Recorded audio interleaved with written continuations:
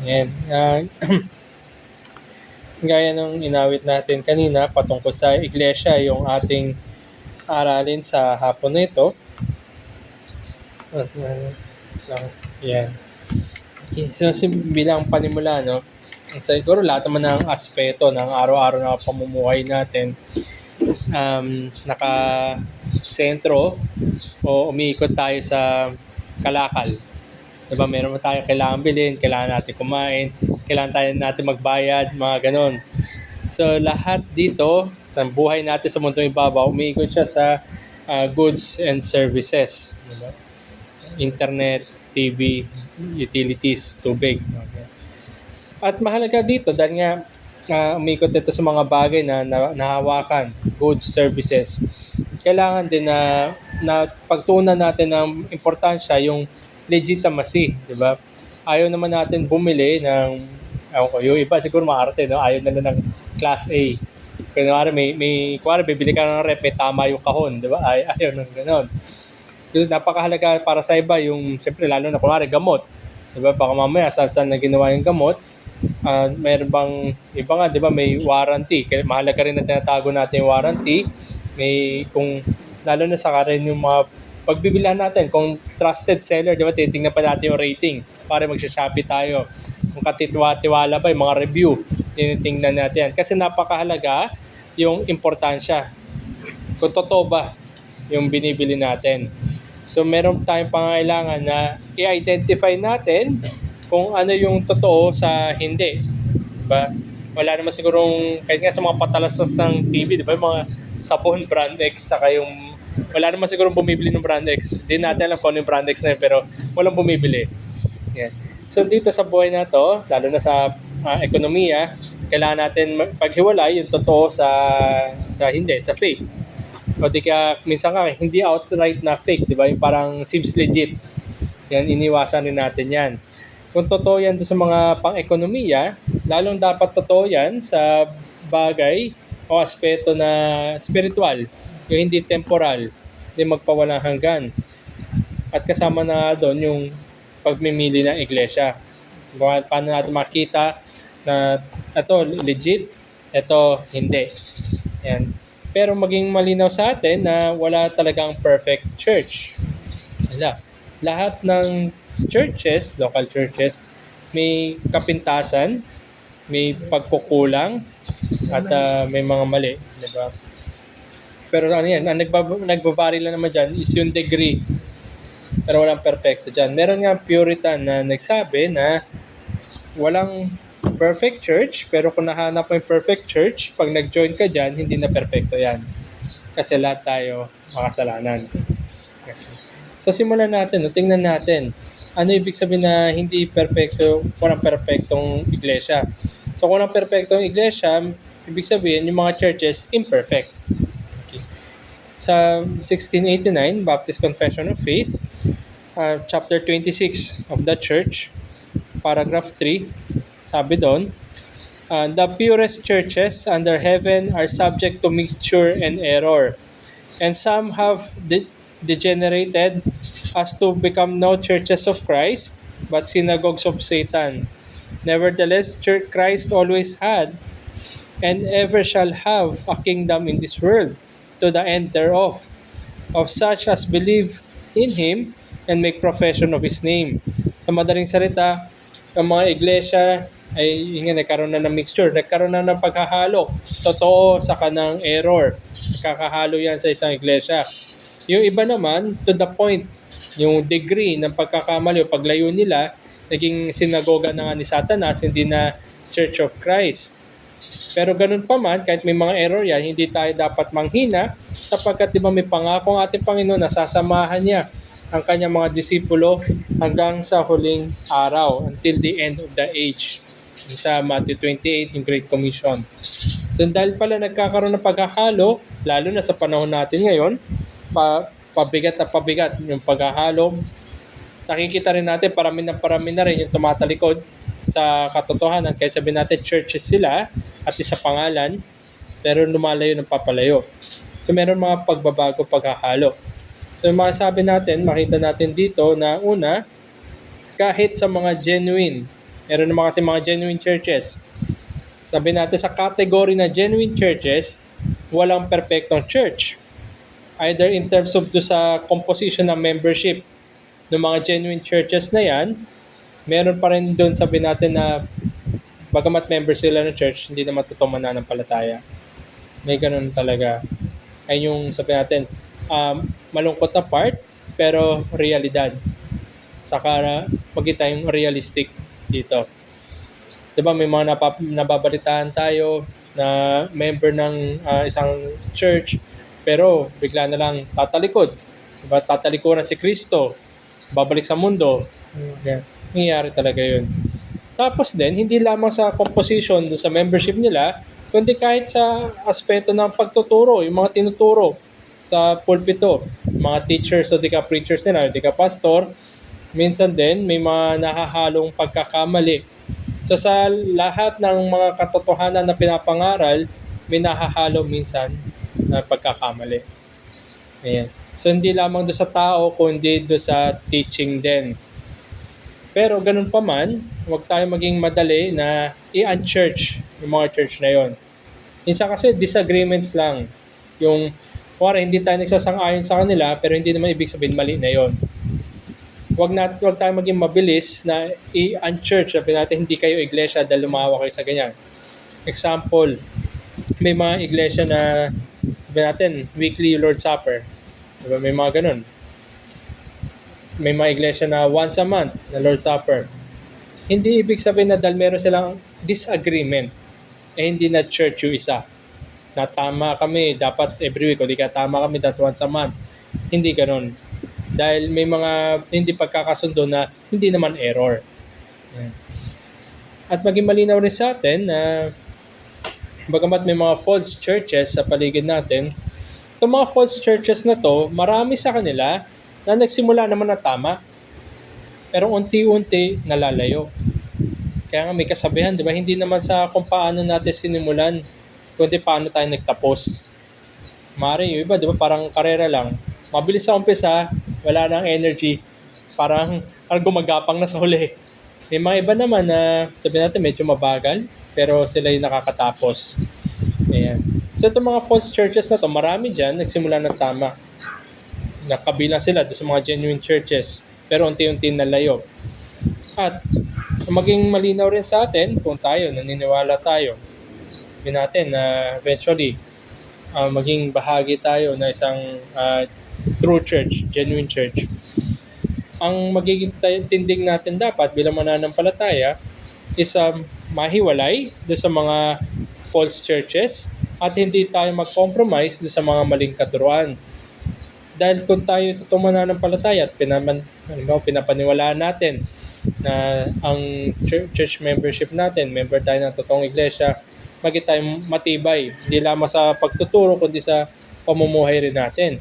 Na hindi tayo dapat nalalayo kasi eventually palayo na palayo hanggang sa naging false church na o di ka false Christian. At dahil nga mayroon talagang totoo, seryosong threat yung paglayo, paghina at paglayo sa katotohanan, ang bawat Kristiyano, bawat church, dapat mag-strive tayo, mag-aspire tayo na hindi lamang lumago sa katotohanan, kundi rin yung holiness and purity. Marami rin church na sabi natin, nasa kanila na yung mga katotohanan. Tama yung mga doktrina. Pero yung sabi natin, hindi nagtatranslate sa buhay. Pangit naman yun, di ba? Meron rin mga iglesia na sabi natin, ang ganda ng pamumuhay. Parang parang napakabanal. Pero mali naman yung mga doktrina. Kaya minsan, example, isa sa mga nakakita na kayo mga leaflets o di kaya mga patalastas ng mga Mormons. Di ba parang ganda ng buhay din? Di ba parang among all the, sabi natin, na mga nagsasabi Kristiyano, parang itong babait.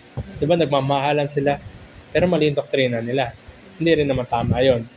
Kaya hamon sa atin is tama tayo in 2 points, no? Sa katotohanan, sa truth, saka dapat din makita yon sa kabanalan.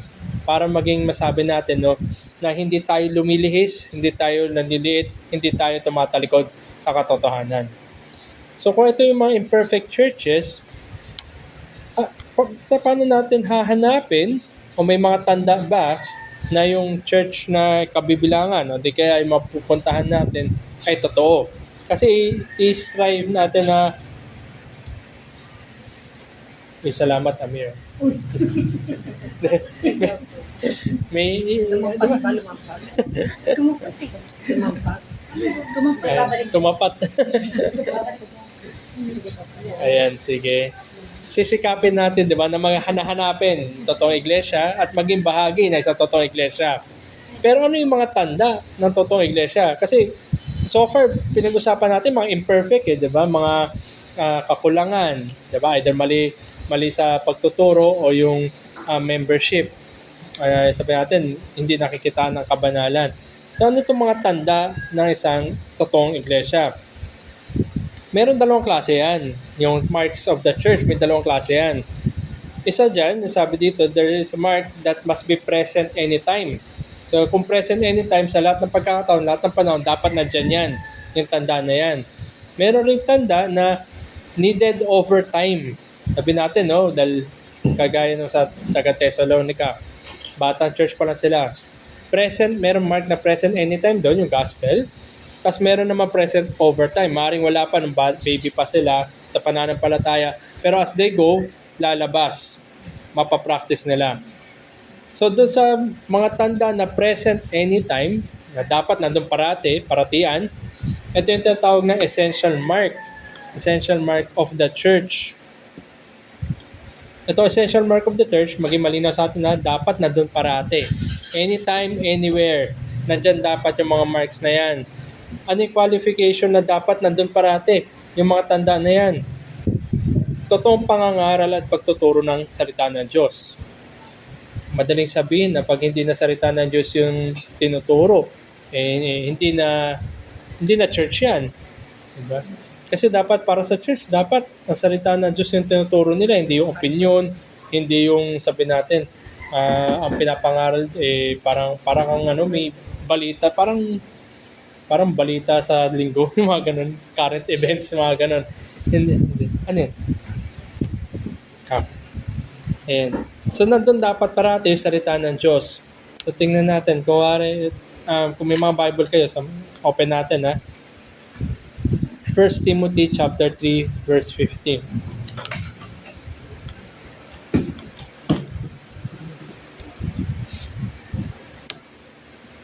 Ayan. 350. Apo, 3:15. 1 Timothy chapter 3 verse 15. Ngunit kung ako'y maantala, si Pablo, kung na-delay siya, ay maaari mong malaman kung anong dapat ugaliin ng bawat tao sa bahay ng Diyos, sa iglesia. Na siya ang iglesia ng Diyos na buhay, ang haligi ng at suhay, katotohanan. Ano ba yung suhay? Buttress of truth yung English ito eh.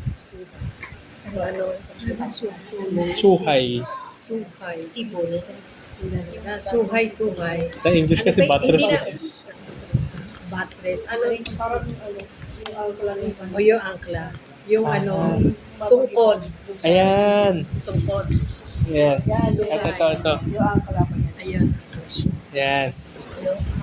So parang no? Ayan, sakto sa architecture. Oo. Akala ko tungkod. Yung Buttress. suhay, di ba yung matong? Ito yung pillar. Ito yung buttress. Meron yung arko. Diba? Iba Arko yan. iba. Mabuho. So, pang support siya. So, Ayan. tungkod. O Sige. suhay. So sabi dito, no? Pinag-uusapan, sabi ni Pablo, kung madedelay siya, sumantala ng pagdating. Binibigyan niya na isang instruction si Timothy kung ano yung dapat gawin. So makita dito, sabi niya, ang bahay na Diyos, yung iglesia. Tapos sabi, dahil ito yung katotohanan, dapat nga yung katotohanan natuturo doon. Natuturo yun ay ngayon suhay, yung buttress, ay yung salita ng Diyos. To support not only yung church, as sabi natin, on its name, para luwalhati ang pangalan ng Diyos, kundi pati lalo na yung mga miyembro, yung nasa loob ng iglesia. At mapagtitibay sila, masusuporta sila sa pangangaral ng salita ng Diyos. Yan sa English buttress of truth na tinatawag. So dapat nandun parati ang salita ng Diyos na pinapangaral ng tapat para masabi natin na paratian niya na hindi kung kailan lang gusto, kundi yan ay paratian. Paratian. Isa pa, 1 John chapter 4 verses 1 to 6. 1 John chapter 4, verses 1 to 6. Mga minamahal, huwag ninyong paniwalaan ang bawat espiritu, kundi inyong subukin ang mga espiritu. 1 John po, 1 John chapter 4, verse 1 to 6. Kundi inyong subukin ang mga espiritu kung sila'y sa Diyos, sapagkat maraming lumitaw na mga bulaang propeta sa sanlibutan. Dito'y nakikilala ninyo ang espiritu ng Diyos, ang bawat espiritu nagpapahayag na si Jesucristo ay naparito sa laman ay sa Diyos. At ang bawat espiritong hindi pinapahayag si Jesus ay hindi sa Diyos. At ang espiritu ng Antikristo na inyong narinig na darating at ngayon nasa sanlibutan na. Kayo sa Diyos, mga muting anak, at inyong dinaig sila sapagkat siyang nasa inyo ay higit na dakila kaysa na nasa sanlibutan. Sila ay sa sanlibutan. Kaya tungkol sa sanlibutan ang kanilang sinasabi at pinapakinggan sila ng sanlibutan. Kami ay sa Diyos, ang nakakilala sa Diyos ay nakikinig sa amin at ang hindi sa Diyos ay hindi nakikinig sa amin. Dito ay ating nakikilala ang espiritu ng katotohanan at espiritu ng kamalian. Ang nagsusulat dito si John, Apostle John. Kasi sabi niya, kung tayo ay nasa Diyos, nakikinig tayo sa kanila, sa mga apostol. Ang mga tinuro at pinapangaral ng apostol ay ang salita ng Diyos. Okay. So maging malinaw yun. At meron din dito binigay na babala. Sabi niya, no, hindi lahat ay mula sa Diyos. So meron mga hindi mula sa Diyos. Lalong-lalo na, sabi nga niya dito, propeta. Yung propeta ay nagpapahayag ng salita ng Diyos. So may mga ibang nagpapahayag ng salita na hindi mula sa Diyos at sila mismo ay hindi mula sa Diyos. Kamalian, kasamaan, kadiliman yung kanilang mga katuruan. At yun din yung nakikita sa buhay nila. Kaya nga sila din kinikilala ng sanlibutan. Alam ng sanlibutan kung sino sa kanila. Pero dapat maging babala sa atin, kung tayo ay nasa Diyos, ay huwag natin silang pakinggan. Sabi nga, di ba, the sheep hears my voice and they will follow me. Kung ang salita ng Diyos ay alam natin, nababasa, nakikinig, di ba, na pinag-aaralan natin, alam natin ngayon na ito'y, ang pangangaral na ito ay mula sa Diyos. Etong pangangaral na ito, sabi natin, may narinig tayo na alien na hindi siya yung akma sa salita ng Diyos. Malalaman natin ngayon na ito'y hindi mula sa Diyos. So ito'y babala din. Siguro isa pa, 2 John, isang chapter lang naman to, 2 John, verses 7 hanggang 11.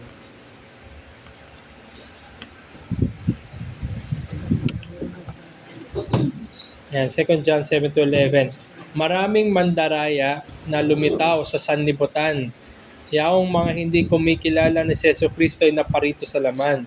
Ito ang mandaraya at ang Antikristo. So nabanggit ulit, Antikristo.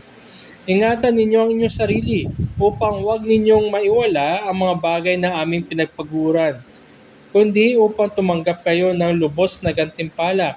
At sino mang lumalampas at hindi nananatili sa aral ni Kristo ay hindi kinaroroonan ng Diyos. Ang nananatili sa aral ay kinaroroonan ng Ama at gayon din ng Anak. Kung sa inyo'y dumating ang sinuman at hindi dala ang aral na ito, huwag ninyong tanggapin sa inyong bahay at huwag ninyo siyang batiin, sapagkat ang bumabati sa kanya ay nakikibahagi sa kanyang masamang gawa. So napakahalaga muli ng salita ng Diyos, salita ni Kristo na pinapangaral, tinuturo at pinapahayag sa isang iglesia para masabi natin na yan ay genuine, totoong iglesia. Pag wala yung tapat na pangangaral na salita ng Diyos, iwas na tayo dyan. Kaya yan ay isang essential. Present anytime. Dapat hindi mawawala. Pamilyar tayo, di ba? Nanggaling tayo lahat sa lockdown. Pag essential, di ba? Pwedeng lumabas. Pwedeng kunin. Yung iba, yung mga non-essential, hindi pwede. Sa isang iglesia din, essential yung salita ng Diyos. Pag wala yung salita ng Diyos dyan, hindi na iglesia yan. Okay. So, para malaman natin kung ano ba itong Word of God, tingnan natin sa dalawang bagay itong Word of God na ito. Kasi sabi natin, through preaching and teaching of the Word of God, essential mark yan. So una, dapat nandyan yung basic elements ng Ebanghelyo. Nagkaroon tayo dati na serye na Sunday School natin na nagkaroon tayo ng paghihimay kung ano yung laman ng Ebanghelyo. So yung basic elements ng Ebanghelyo dapat nandoon sa kanilang pinapangaral. Lalo na sa mga miyembro ng mga iglesia, dapat malinaw sa kanila at least yung basic elements. Hindi mo naman hindi naman sabi natin prerequisite na kabisaduhin mo yung salita na Diyos. Mahirap 'yun. Kahit nga sabi natin sa mga teologo, siguro hindi nila ma-exhaust, maabot yung pinakamalalim doon. Pero dapat sa mga mananampalataya na sinasabi na rin sila mananampalataya at miyembro ng mga iglesia, yung basic elements ng gospel maliwanag sa kanila. At dapat din itong gospel na ito, yun din yung laman, yun sabi natin pinakasentro ng mga iglesia, at nandun din yung kanilang pananaw kung bakit sila, sabi natin, bakit sila nangangaral. Ano ba itong ebanghelyo nito? Bakit kailangan marinig? Paano ba ako binago ng ebanghelyo na ito? Dapat maliwanag sa iglesia at lalo-lalo na individually sa mga miyembro na isang sinasabi natin genuine church. At siyempre hindi lang naman natatapos sa ebanghelyo yung tinuturo. Nandun din yung doktrina, yung mga katuruan. Bagamat napaka-importanting sangkap ng iglesia yung ebanghelyo, pero tandaan natin yung Bible hindi lang naman gospel naman yun.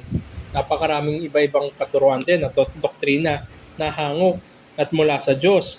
So nandun dapat rin yung essentials of Christian theology. Hindi lamang basic elements of the gospel, kundi essential of Christian theology. May mga doktrina kasi na sabi natin pag dinenay natin ay magiging kapahamakan ng ating kaluluwa. May mga ganun na doktrina. May mga doktrina naman na sabi natin na pag pinanghawakan mo yan, hindi man maging delikado sa iyong kaluluwa, pero yan ay serious error, pagkakamali. At may mga doktrina na ang tulong nito ay sabi natin lalo pa tayong pinagpapatibay, sinasanctify pa yung buhay natin sapagkat yung practice natin, humahango lamang yan sa katuruan. Kung ano yung naunawa natin, kung ano yung pagkakaturo sa atin, naunawa natin, at na-apply natin, di lang naman magkaroon ng tamang application yan. Mahirap magkaroon ng tamang application kung mali yung naituro sa atin. Halimbawa na lamang, balikan natin yung buttress, di ba? May tamang sukat yun, may mga weight ba na binibilang doon, di ba? Kahit yung purpose ng buttress ay to support, pero kung mali yung kwentada, babagsak rin yun. So, ganun din. Hindi tayo magkakaroon ng tamang application kung mali yung pagkakaunawa natin. Magkakaroon tayo ngayon, kung tama yung pagkakaunawa natin, nandun yung hamon na i-apply natin ng tama. Yeah. So, nandun, no, sa essential elements niya, na dapat nandun parate, present anytime, yung elements of the gospel, hindi lamang sa katuruan, kundi pati sa mga miyembro na iglesia, at nandun din yung paghawak sa tamang mga doktrina. Ano example ng sabi natin, nabanggit ko kanina, kung may mga doktrina na pag dinenay natin, wala tayong kapahamakan ng ating kaluluwa. May mga ilan na madaling sabihin, kunwari, may mga katuruan na hindi Diyos si Kristo. Pag pinahawakan natin na hindi Diyos si Kristo, wala tayong kaligtasan.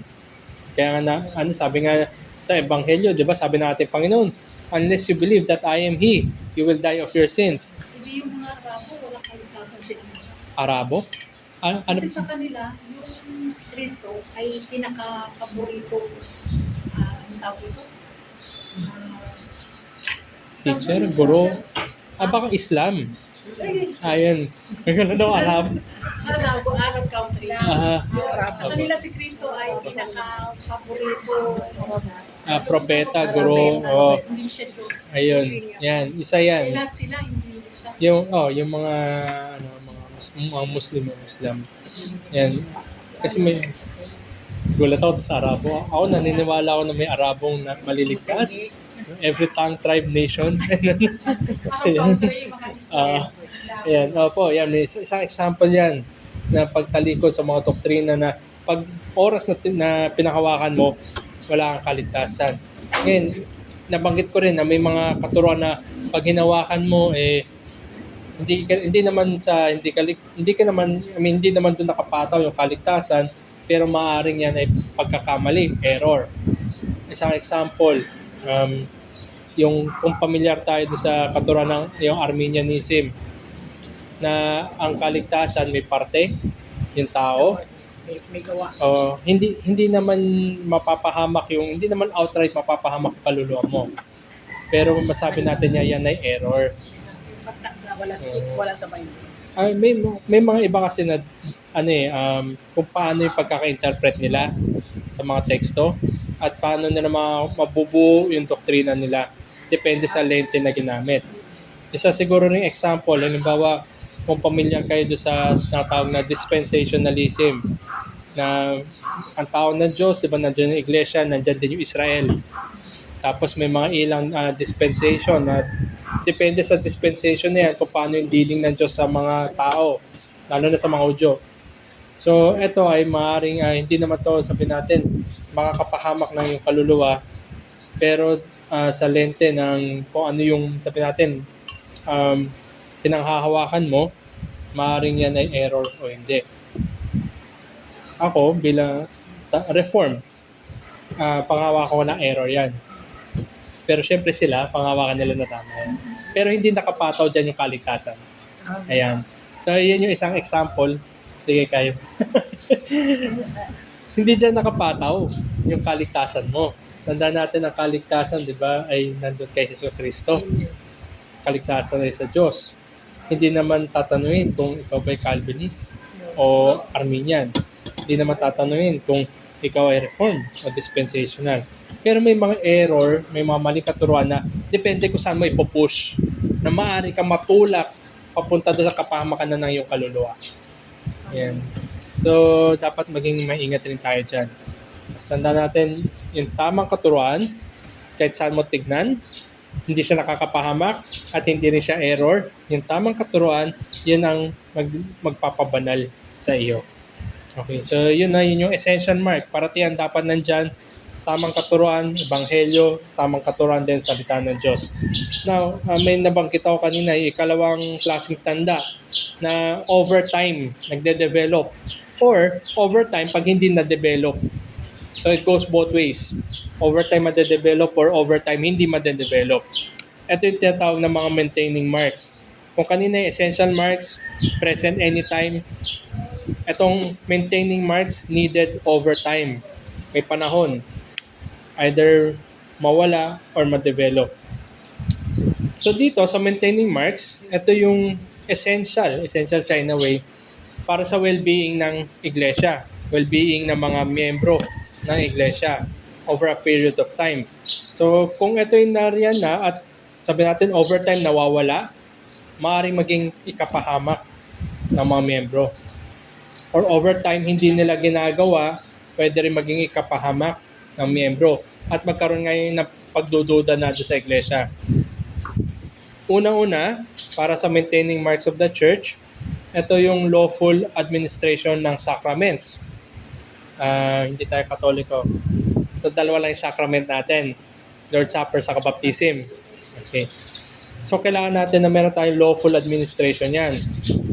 So, dahil nga, ang pinag-uusapan ng Lord's Supper at baptism, may issue siguro dito.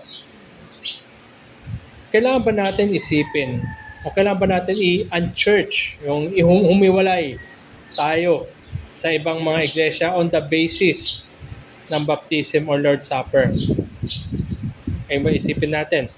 Dahil maintaining marks yan, yung baptism sa Lord's Supper, pag hindi natin ginagawa over time, o yung Lord's Supper, o hindi natin ginagawa yung mga baptism over time, maaari bang isipin natin yung mga ibang iglesia na hindi yan ginagawa, hindi sila Kristiyano?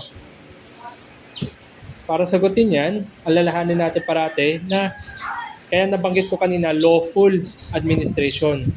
May mga iglesia na baptize ng baptize. Hindi naman nakikita ng totoong yung pagliligtas. May mga iglesia din na Lord's Supper, pero yung mga tumatanggap nun, sabi natin, Teka, hindi naman yata mananampalataya to. So may mga ganun. Kaya napakahalaga yung lawful administration. Ngayon, kung tama yung pagkakabigay, yung paggawad ng bautismo, di kaya Lord Supper, kung tama yung pagkakagawad niyan, pero sabi natin overtime nawala yung mga bagay na yan, doon tayo may issue. Bakit nawala? Bakit hindi nagagawad? Kung tama naman. Tanda natin, bautismo, nahin natin bautismo na to. Baptizing unbelievers. Diba yung bautismo ng bautismo? Pag binabautismohan natin yung mali, o di kaya hindi naman talaga naligtas, tapos dinala mo yan sa iglesia, sabi natin magsisimula ka sa isa, 2, 3, 10, 20. 20 na yung binautismo na hindi naman talaga naligtas, ano mangyayari dyan sa kapulungan? Diba? Parang kamatis yan na nabubulok, di ba? Mabilis makahawa. Dala-dala nila yung gawin nila ng laman, gawin ng sanlibutan. Yan. Baptizing unbelievers will fill the church with the wrong people. Ayaw naman natin nun. Ngayon, punta tayo sa Lord's Supper. Kung gagawad natin yung Lord's Supper, doon sa mga tatawag na unworthy communicants. Bakit unworthy? Sabi ni Apostol Pablo, di ba? Natanggapin nyo ang banal na hapunan in a worthy manner. Yung manner, yung pamamaraan yung worthy. Kasi sino ba worthy sa atin? Lahat tayo unworthy. Yung pamamaraan. Ano ibig sabihin ng Apostol Pablo doon? Pag ikaw mismo, alam mo sa iyong sarili na hindi ka naman niligtas ng Diyos, o ikay nananatili sa iyong kasalanan, pero tinanggap mo yan. Yan ay sabi nga ng Apostol Pablo, kaya nga ilan sa inyo ay namatay na o nanghihina, nagkasakit. To give the Lord's Supper to unworthy communicants compromises the church. Tandaan natin, Lord's Supper, di ba isang tinapay, hinati-hati, para pag sabi natin, meron tayong isang body. Kasama sa isang katawan, yung mga hindi naman talaga mananampalataya. So nakikisa tayo sa mga lantarang makasalanan. Mahirap para sa katawan. Kasi kung isipin natin, no, isa lang yung katawan natin. Tapos magdidikit tayo. At kaya sabi natin may cancer tayo mismo ilalagay sa katawan natin. So malalason yung buong katawan. Ayan. So ito yung isa, lawful administration ng sacraments. Pero hindi doon natatapos yung maintaining marks. Ikalawa, faithful exercise of church discipline. Pag ang isang iglesia over time ay hindi nagagawa ng discipline sa mga matters na disciplinary na yung kailangan i-disciplinary. Yan. Mababaliwala yung kasalanan, mababaliwala yung bigat ng kasalanan, at lalo-lalo na mababaliwala yung tagapagligtas. Yan. Kung itinotolerate natin yung mga maling gawi, yung kasalanan, o maling mga katuruan, doktrina, immoralidad, kung yan ay mga tinotolerate natin, anong magiging tugon kaya ni Kristo sa atin? Magagalit. Poot. Sa Revelation, yung sulat sa 7 churches sa Asia, so sa Revelation 2 and 3, nandun yung poot ng Diyos, yung poot ni Kristo para sa kanila. At dito rin ay makikita natin kung habitual. Diba kasi nabanggit ko overtime. Hindi lang naman nangyayari overnight yan eh. May panahon na sabi natin kung hindi dinisiplina church ay isang erring. Either mali yung nagtuturo nagpagkakamali or siya ay namubuhay sa immoralidad. Kung hindi disisiplinahin ng church yan at naging habit na isang iglesia yan, in time, wala na pinagkaiba yung iglesia sa mundo. Sabi nga kanina doon sa mga nabasa natin, hindi tayo dapat gaya ng sanlibutan. Dapat nga, nakakarakter tayo ng espiritu na mula sa Diyos. At ang ating pinanghahawakan ay yung turo ng Diyos. Pero kung mamumuhay tayo sa immoralidad, hindi yan ang turo ng Diyos. At wala na tayong pinagkaiba sa sanlibutan. Kung kaya dito, ay dapat tayo, maging mapanuri tayo sa pagpili ng mga iglesia. Iwasan natin ang ilang bagay. refuse or neglect to practice church discipline. Huwag tayong pupunta sa isang iglesia na hindi nagpa-practice ng church discipline. Yung kasalanan ng mga, sabi natin, members ng iglesia, no? Yung mga kasalanan dyan, lahat naman ng iglesia may mga dinidil. Wala namang perfect na church. Pero kung hindi nila dinidil yung kasalanan sa pamamagitan ng discipline, mukhang ano yan, parang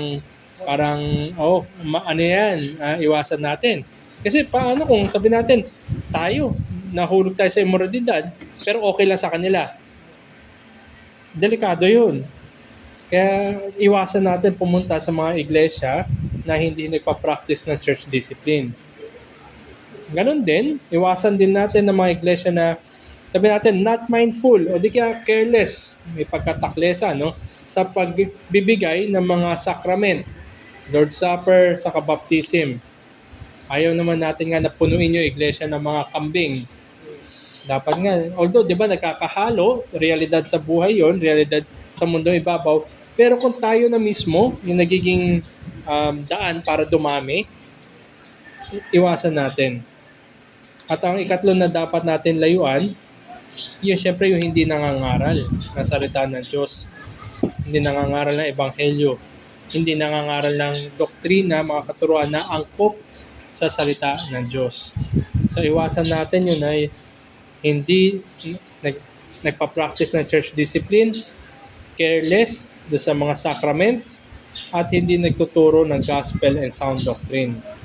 Kaya iiwan ko na lesson sa atin, at least for now, patungkol sa essential marks, yung paratihan na dapat nandoon, yung pagtuturo ng salita ng Diyos, tamang pagtuturo ng salita ng Diyos, ebanghelyo, at yung maintaining marks, or sacraments, sa baptism. Ang lesson sa atin ay sa paghanap ng iglesia, hanapin natin yung committed sila na ang otoridad ay ang salita ng Diyos.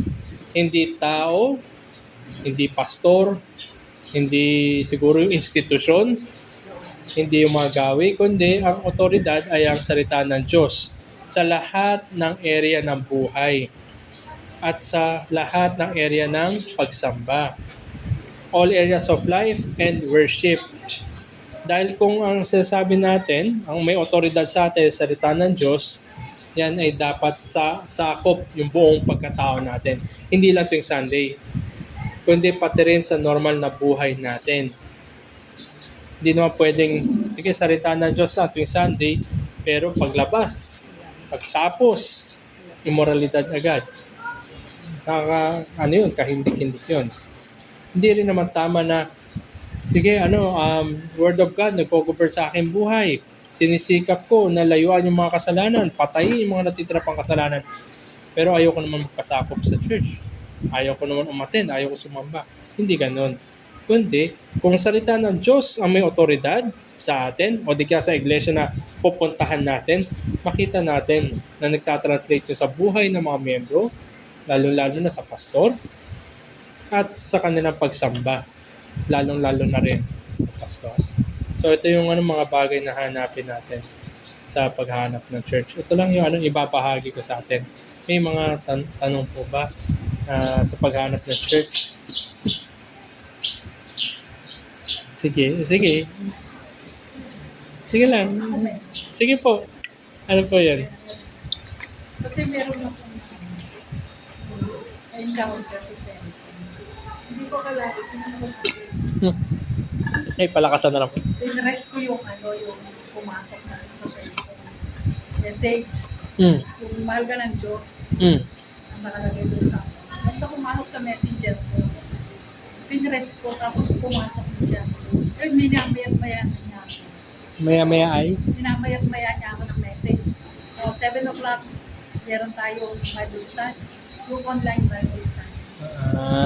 Tapos, parang nakinig ako once. Ang sabi niya, yung naghihintay tayo ng pagbabalik ni Kristo, narito na siya. Narito na. Tapos may sinabi siya doon sa Revelation na pero parang siya yung ba yung hayop ng China? Yung dragon. Akala ko paniki. Dragon. Buhat.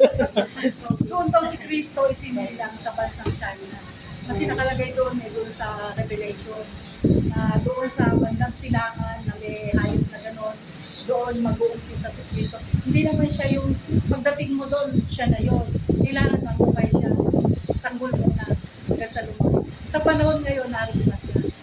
Sabi niya. Tapos, merong nagmamanyo siyang, yung parang mga nanghihingi ng limos, na kapag yung ano siya, parang pulubi, tapos nanghihingi ng limos. Diba, usually tayo, lalo pag wala tayong pera, dinadaanan lang natin sila, hindi natin pinapansin. Paano kung yung pala siya pala yun? Di parang nakaligtas na tayo, hindi na tayo isa sa ililigtas niya kasi binaliwala mo siya eh. Sabi nga, ang isang tumutulong sa isang pulubi ay parang ako na yung tinutulungan niya. Diba, parang diba? Tapos, parang naiiba yun nga, nagtanong ako kay Sister Wilma noon, tsaka kay sino ba yung tinanong? Kasi hindi naman daw pwedeng si Kristo ay bumaba sa alapaap na nakapatong na yung sa second coming. Na tapos bubuhay ng mga patay, tapos ano na tayo, kumbaga sintensya na tayo. Na gano'n, yun ang paliwanag sa akin. At saka meron siyang yung una, pagliligtas, yung si Kristo, ay si una, Ama, Diyos Ama, yung paggawa ng langit at lupa ng mundo. Tapos sa pangalawang pagparito niya kay Kristo, pagliligtas. Tapos yung pangatlo, yung second coming na sinasabi, yung makapangyarihan Diyos, yun ang tawag nila. To comment siguro, ang dami no, isa-isa eh. Ikaw. Number 1, siguro program yon na pag kinlik mo mapupunta ka. Sa parang hindi kahit nila. Opo, yun ang inapindot nyo kasi, di ba? So pag ano yun, tingin ko nag-spam yun, hindi lang sa inyo, sa marami din, na pag napindot mo yun, kung sino man yung pumindot doon, mara-record. Pangalawa, sabi nga po, di ba, maraming magsasabi na narito siya, nakita. Na sabi doon is wag sundin. May tamang panahon na pagbabalik ang ating Panginoon. At kung sino ang sabi na natagpuan, nandito siya, nandun siya, wag sundin. Pangatlo, sa China.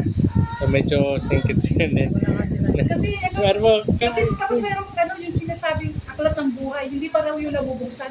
Sa Revelation daw yun. Hindi naman po si Sister Wilma. Opo. Yung pangatlo kasi, yung teksto na ginagamit nila, marami na rin gumamit noon. Si Manalo, ginamit rin yun. Pero hindi siya sa China. So, ano yun maling interpretasyon. Hindi naman dahil sinabi silangan. Tandaan natin, ang panahon ng yung biblical times, writings, mga Hudyo yan. Pag sinabing East, wala sa mapa nila Pilipinas, China, mga ganun. Ano yan, basta sinabi lang East. Pero dun within that area lang yon. Pangapat, hindi natin pwedeng iliteral yung Revelation. Kasi halimbawa, sabi dun, bibigyan ka ng puting bato. Ano itong puting bato na to? Oo, alam ko yun. Kumbaga, yung hindi yung totally na pag sinabing gano'n, meron kapakayugan, hindi talaga totally yun na yun. Ano siya, punong-puno na symbolism ang Revelation. Alam ba, bibigyan ka ng bagong pangalan. Ano kaya bagong pangalan ko? Mga ganun. Hindi ganun siya. Kaya ang mangyayari kasi pag ginawa natin literal, lalo na ang daming mga grupo dyan, yung mga end times na ganyan. Revelation, favorite book nila, literal. Ang mangyayari dyan, matutuon tayo sa yung current events. Ito na. Hinahanap natin yung mga tanda sa mga nangyayari sa bagay-bagay. Ang mangyayari doon, ang pag-asa mo ngayon, maghanap ka ng tanda dito. Whereas, binigay sa atin yung kompletong pag-asa natin na ano man mangyari, kailan man mangyari, paano man mangyari, may katiyakan tayo. Dahil nga, sigurado, ibabalik muli si Yesu Cristo. Hindi na nasa atin yung kung kailan, kung paano, at paano niya gagawin. Ayun. Mangyari, magiging tayong skeptical na. So maghanap na, instead na yung Bible magiging source of truth natin, current events na, yung balita na, mga ganon.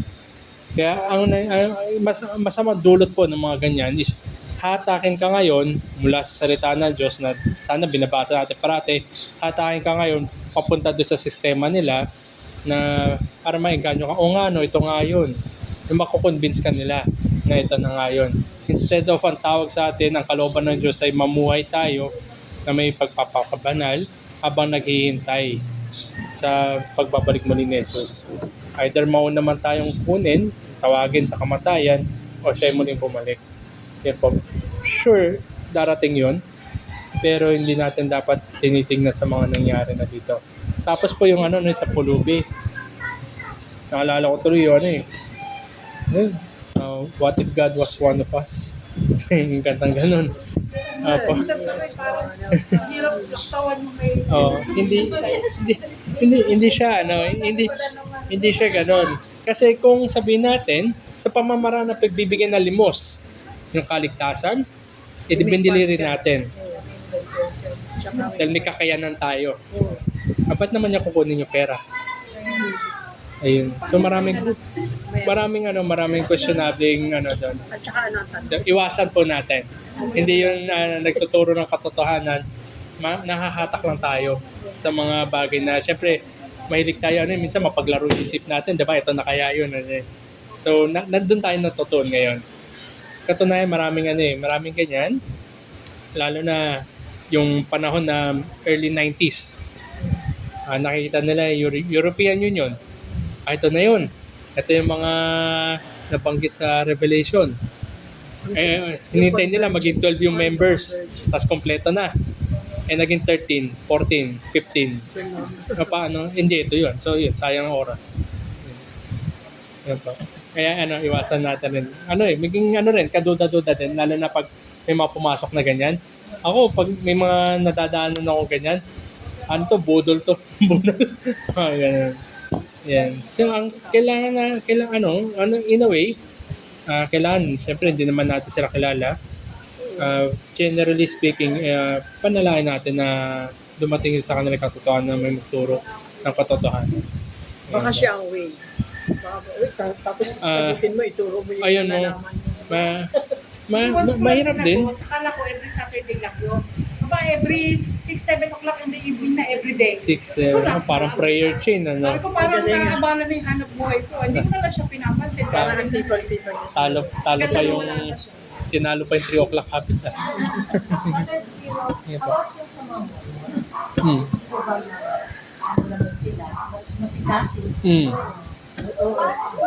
Meron bang may isa rin ba sa kanila na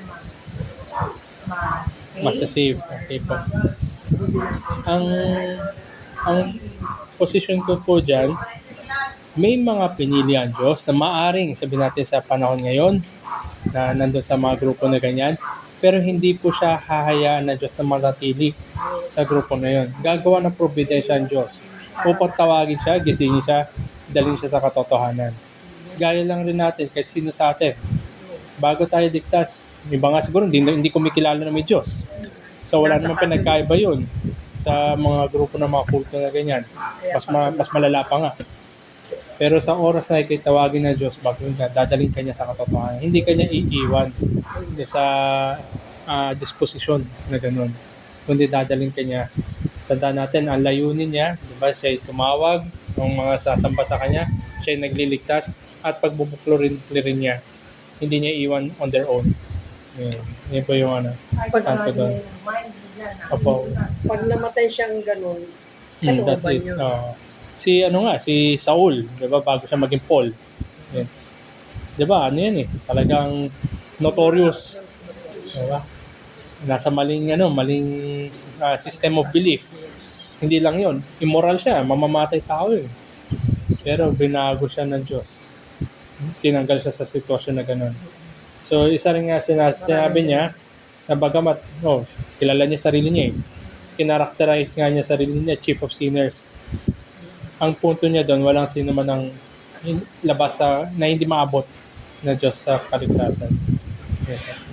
Kaya kung may makilala tayo, lalo na kung kaibigan natin, patuloy nyo lang ipanalangin. Yun. Siyempre, una yung pamilya. Yun. Masigasig sila. Family muna. Lalo na, kumari, mga Jehovah's. Ayun, Yung mga masisipag sila. nagbabahay-bahay. Oo. Sa amin, pag may nag-ano-ganon, parang di ba may ginagawa ka, maabala ka. Pero ano pag gano'n, ay hindi po meron na din po akong binabasa. Oo. Meron po akong Di ba basahin? Ganon, aalis na din sila. Ay, kasi ano eh, isang, Parang ang sipag-sipag, sana buti pa itong mga ito. Opo. Sipag, samantalang ako nandito. yun yung sasabihin ko, yun rin yung hamon sa atin. Kung yung mga grupo Hindi na naman yan, totoo. Ay, napakasigasig para sa kamalian, paano pa yung nakakalam ng katotohanan? tapos Dapat hindi nga mas ma-share. oo. Ay, Minsan na, salamat. Ano pa sila, ha? Talagang dami. Oo, nakadamit pa. minsan ang init Kahit mainit, di ba? Oo. Nagkalat sila, madami sila. Tapos talaga, pinagpaguran din yung mga babasahin na yun. Oo, tsaka may Pagsulat, pera yun. imprenta. Tapos magandang papel, di ba? Glossy pa. Oo, ano yun? Sa makita natin, masigasig sila for the wrong doctrine. Yung mga pinsang ko Mormons, pag ibabaptize sila, diba? Tayo baptize natin, in the name of Christ, kanila, in the name of Linda, in the name of ganun. Yung Yung mga- Bible nila may linda, no? Hindi, May, yung mga Kamag-anak mo. ay, Oo. gano'n. Ano yun eh? O, di ba, mali-mali. Sa ano yun eh? Substitutionary baptism. Ang gano'n. Ayun. Alma pala, meron alma sila Ano sa kasi Bible. eh? Meron ano sa kanila yung doktrina ng bilang Yung Bible nila kahalili. may alma.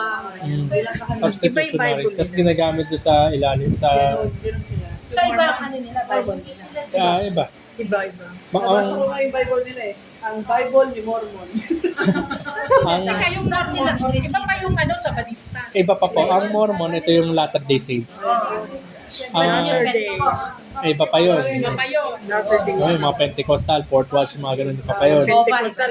Pentecostal, Jehovah, one iba rin. nation.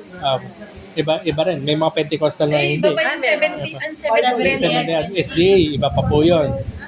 Yan. Ang daming ano. Sa Badista. Ayun, yun yung SDA. Ah, Kaya nasa pagpili na lang talaga ng church. opo. Ayan. Tapos Oo nga, narinig ko yan. magiging kang Diyos, pwede ka, meron ka planeta mo. Magkapatid. Oo. Si Cristo kasi si Satan pasaway. Kasi, Parang Lucifer at saka. Eh, di ba si ano naman talaga, ano, angel yun siya. Si, ano yun? Si Lucifer. ang maganda sa mga Mormons, ako, ang ganda ng pagkakagawa ng mga, di ba, ang ganda ng mga marble nila sa harap. Yun yung doon ako na, Ang ganda na ng church nila. malinis. Yun yung ano, yun yung nakikita ko something commendable sa kanila. Pero Ano nga hindi sila ka ba? Marble yun, no? Sabi ko, magkano. Ang kontraktor nila, di ba? Tiles. Bawal yung mga nakaangat na tiles. Kasi gugulungan ng piso. Pag gumanon yung piso, bakbak yung tiles. Bibigay ko pa Walang tingi-tingi na tiles, di ba? Isang buo. Kaya practice ako dun eh. Bawal pala yung ginugulungan ng piso nung mga to the highest level priest. Oo. naman kasi talaga ng Saan sila original? Ang ano po, ang Mormon, saan yan? Made in the USA yan. Meron Serpent US. sometime 1800s. Matagal na rin. Opo, may nagpakita na angel na pangalan si Moroni Kaya ginawa nila. doon sa leader nila. Kaya yun ang isa nila. Ano po, sa kanila po yung state ng Utah. Nandun yung Brigham Young University, BYU. Yun po yung headquarters sa Mormon. So marami po, alimbawa sa Pilipinas, no? Mayaman ang world. Marami yung nagko-convert sa Mormon para makapunta sa US. Pagdating doon, TNT. Ginamit ko ngayon. Ginamit. Ayaw nila sa mga black Americans. Sinumpado kasi yung mga Kaya Sino pala pa? puro white sila. Na Hindi sila ano sa black? Puro white sila. maraming maraming history yan. Pero parang may nakita ko. Eh, paano Ako po hindi yung pa ako ano? naka-attend ng world. Maganda Sa Roma. Sa Sa Roma. Roma na. Katoliko lang talaga.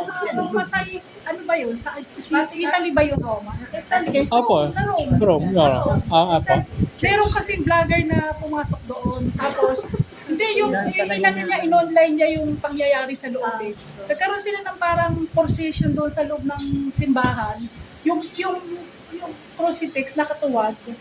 Tapos yung mga sinasabi nila against Antichrist ba? Ay, hindi ko po alam. Pero kung ano po, kung anong pa man yun, I think wag niyo po, wag niyo na ulitin pa. Sabi, hindi, tapos may nagsabi na Yeah. na totoo naman daw yun, nasa loob ng Roma ang sa Antichrist. Hindi, Antichrist kasi, ano yan eh, dalawa yan eh. Hindi lang kasi, pag sinabi mo anti, lalo na doon sa paggagamit ng salita na yun, kasi pag anti, madali na yung siya yung pumapalit. Di ba madaling isipin yon. Pero meron din subtle effect na type na unti-unti niyang, sabi natin, binabaliktad, twist. Hindi man outright na pinapalitan, pero dahil sa mga unti-unti na yan, nalilihis yung mga tao. Ayan. Tapos yan, kagaya po ng ganyan, 'di ba? Nalilihis tayo instead na doon sa Biblia na ano tuloy sa mga extraordinary. Kasi ano yun eh. Ako, aminin ko, may di ka manood ng mga exorcism na movie for entertainment purposes. Oh, tapos wala na. Oo. Bawa na, napanood mo na. Wala Kasi na, hindi namamangha tatanim nga sa ako, galing nga ako. Ganun. Hindi ko nga kaya yun. Kaya try, mahirap, baka mapilayan ako. Pero pag nanood ka naman ng kahit na ano, basta pinanood mo lang, tapos na. Pero wag tayong yung mananatili yung Yun, oo. Tatanim sa ano. ayan. Na makaka-react ka pa. Kasi isa rin pong gawayan ng kalaban para tanggalin yung focus natin sa katotohanan. Dahil instead of sa Bible, napupunta na tayo sa mga ganyan. Maganda yung Yan. pag nagbasa ka ng Bible, i-visualize mo rin. Kung ano mo doon sa ano, di naman, kung ano naman yung nasa Bible, i-visualize pa ganito pa nung araw. Kasi ano rin, isa rin epekto ng mga ganyan, magdudulot sa atin ng pagdududa, pagtatanong, totoo ba ito mga ganyan, bakit yung mga ganon. Kaya ano rin, nakapanghina yan. Ang kailangan natin, lalo na sa sayang ang panahon. sa panahon, lalo na sa puro kaguluhan na yung paligid natin, kailangan natin yung mga bagay na napagpapatibay. Yan yung take ko doon. Okay. Pero, yun, nanonood. So, Pero yung vlogger yung ang TikTok. mga pastor may gift talaga. Brother lang po. Hindi. I miss. Alaman na daw. Ibig sabihin, yung mga pastor, Ay, may mga- mga gift talaga sila para Bible. Lahat po ay pinagkalooban. Pero sabihin natin, kung sabihin natin may isang kalalakihan na siya, pinagkalooban, gifted. Tapos, kung siya itatawagin, ihahanda naman siya na Diyos. Make sure na if-fit siya. Kasi hindi lang naman sapat yung, yung gifted eh. Nandun din yung sabihin natin na i-ready siya. Like, bawa, kung ikaw, pinagkalooban ka na naiintindihan mo yung mga Bible, pero hindi ka naman ginabayan, baka nga mamaya makapahamak ka pa.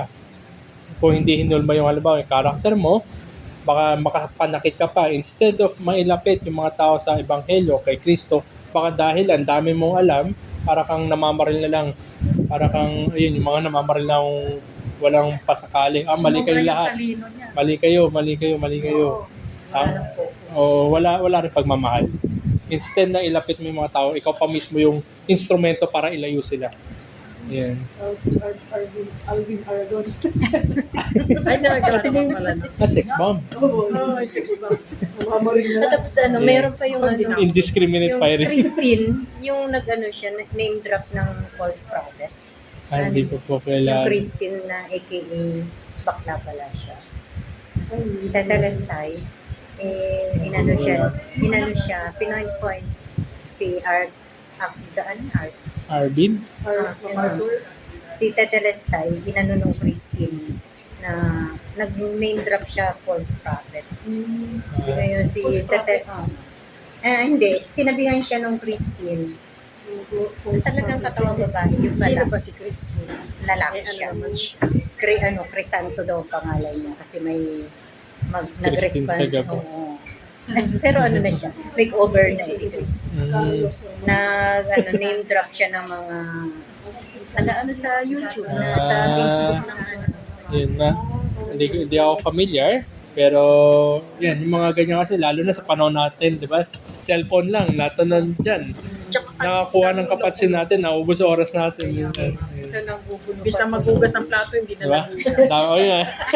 Habang naghuhugas ka, nakikinig ka rin naman. Ay, minsan habang ano ka, nag-ano ka dun, no? Di wala din. Ang dami ko na isipin, dadagdag pa. At saka milyon-milyon ang pinag-usapan, $1 billion. No? Hinanap ko rin yun eh. $1 billion. Sabi ko, kaya tulog na. Sa 4 digits nga, mukhang may challenge na ako eh. Yung billion pa. Parang hirap na. Hirap din ang word. Yan. So, mag-ingat tayo sa yung pinapanood natin, pinapakinggan natin, At pinapaniwala. pinapaniwala, maging tayong masigasig. Basta Saka Bible. discerning din kung may kamalian. Yan. Kasi, kagaya, di ba ang hirap nga intindihin yung Bible na talaga wala ka talaga conviction. Kaya pag-pray ko. Kaya, nunod ko doon sa may korting paliwanag. Abang mas maliwanag.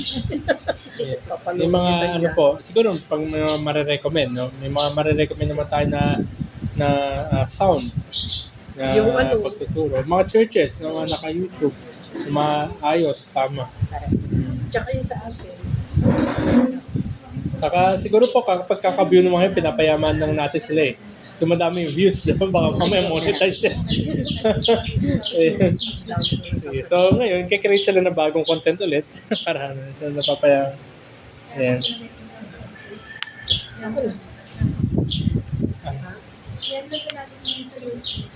Marami po. Ito, marami isa rin na Oo. wag lang isa lang. Marami. Minsan may Minsan kay Pastor marmara. Yeah, marami po. Minsan nasa natin Para wala ka ng tanong-tanong. Kaya nakagusta na yung hymns na lang. Minsan nakikinig kayo ng Soriano. Sino Soriano po? Dati na Maricel? Wala na yun. Hindi mo ito patay. Nasa ano na. Dati nga updated siya. Oo, hindi totoo. Sino nagsabing hindi totoo Yung patay? aking pamangkin. Nagpupunta sila sa sabi na nga sinungaling talaga si Soriano. Di ba sabi, ganito yan, noong sabi, namatay na daw si Soriano nung COVID, di ba? COVID. Pagkat sabi ko, naku, hindi naman totoo yan kasi dapat pakita yung bangkay, di ba? Hindi ako naniniwala. Baka yan after ilang sasabihin, nabuhay na muli siya si Kristo. Yung po, sa isa aspeto yun, siguro magandang pagtuturo na iwas tayo dun sa mga conspiracy theory. Tapos, Ate Yoli, Yoli, iwas din sa pakikinig kay Soriano. Ang dating daan kasi, iba yung Diyos nila. Hindi soberano ang Diyos nila. Lubang lubang kinang. Hindi lang yun. Marami pa. Pero dati siyang Baptist, di ba? Opo. Pero yung Gano'n rin kanya naman sa si kanyang si ISC. aral, Ganun. nasa Bible. Lahat naman po nagsasabi na nasa Bible. Kasi definitely, hindi niya sasabihin na hindi galing sa Bible to. Pero ayun yung komento po sa kanya, marami siyang kabisado. Pero nauwi siya sa katuran na hindi ibang Diyos kasi hindi soberano, hindi alam yung huli.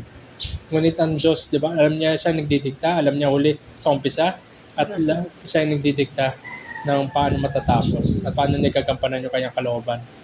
Hindi ganun na Diyos na ang dating daan. Tapos buhay pala siya, sinungaling. So kung buhay man o hindi natin alam, nasa kanya na lang yun. Tapos Pero- ako din yung pinsan ko, yun eh. Dating daan. Ganon sila. Talagang yun sila. Talagang Magsisimba sa apali. Sa nandun pamangkin. kasi Kasi isa yun, din pamangkin din ng asawa ko. Pero dating hindi ko, Alien. Kasi doon. hindi ko na yung sasabihin na namatay nga.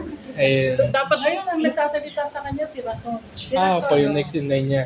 Kasi niya yun. di ba kung talagang buhay siya, di dapat Hindi nga kasi may kaso nga, kaya hindi siya na. Siguro Kasi maraming nagbigay sa church. Kasi ang doon ay magbigay kayo ng new po. Mayayaman daw ang miyembro. Magbigay ng pera, itulo ng lupa. Tapos bandang huli, binabawi na. Doon siya naman. Basta po, iwasan na lang natin. Hindi na pwedeng pakialaman Si Soriano man yan, o si Rason, Daniel Rason, di ba ito yung broadcaster, di ba? Kung sino man yan, iwasan na lang po. Oo. hindi pwede pakialaman. Magrason halo-halo na lang siguro. Buhay pala siya. Pero ayun nga po, ibang Diyos ang Diyos ng dating dahil. Dapat tinuturo nila. Okay. ano ka na lang sa ano. Pero pag member ka, talagang kasi hindi siya ano dun sa, Wala siya sa hindi outreach. daw siya ano dun. Sige, yan natin. Hindi, baka kahit Siguro ano, GC natin. oo, yung sa ano natin, hindi siya. siguro, Oo, yung YouTube, wala siya. mamaya i-add na lang po. Siguro ano, parting thoughts na lang rin sa pagpili rin na nabanggit nga si MCGI, yung dating daan, members of Church of God International. Sa pagpili din ng Alam din yun. pero hindi ako dating ano. Sa pagpili ng ano ng church, wala po yun sa pangalan. Hindi po dahil halimbawa Church of God or Iglesia ni Cristo or yun yung member of Church of God. Wala po sa pangalan ng church yun. At ang batayan natin ay yung pangangaral, yung ebanghelyo, doktrina ng pananampalataya, Lord's Supper, saka baptism at yung discipline. Essential mark, yung pangangaral, maintaining mark, yung sacraments at discipline. Oras na taliwas na, lalo na yung essential mark. Pag taliwas dyan, ibang Diyos, ibang Kristo, ibang paraan ng kaligtasan, iwasan na po. So yun lang siguro ang babahagi ko sa atin sa hapon na ito. Tsaka yung sana pag-aralan natin sa buhay. Sa buhay din. Kasi Makita dapat sa atin yung hindi yung sasabihin mo Kristiyano ka tapos hindi naman kita sa buhay. nakakatalisod. Yan. Lalo na sa mga nasa labas. Sige po, Dapat tulungan tayo dito. Sige po. Proceed po tayo siguro sa sa mga panalangin.